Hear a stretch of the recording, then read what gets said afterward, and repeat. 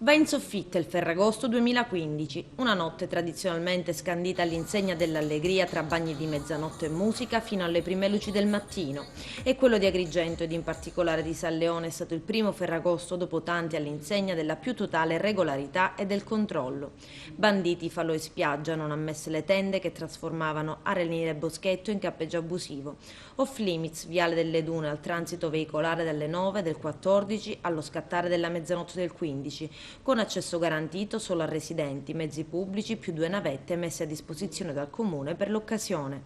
È stata una soluzione drastica, per alcuni ottimale, per altri intransigente, messa a punto dall'amministrazione Firetto e con il benestare del prefetto Nicola Diomede ed il plauso dell'associazione ambientalista Mare Amico che dallo scorso anno ha puntato i piedi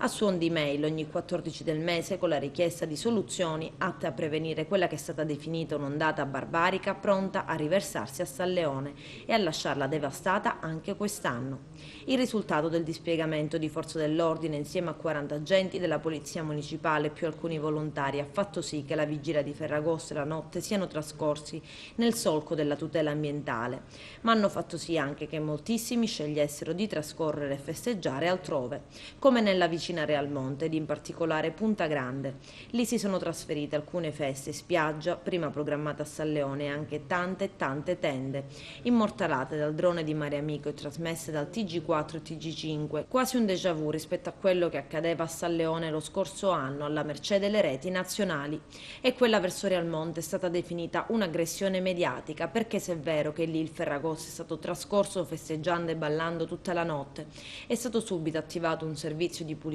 da parte dei proprietari degli stabilimenti balneari, dei volontari e della stessa amministrazione. Queste le foto postate dallo stesso sindaco di Real Monte il giorno dopo.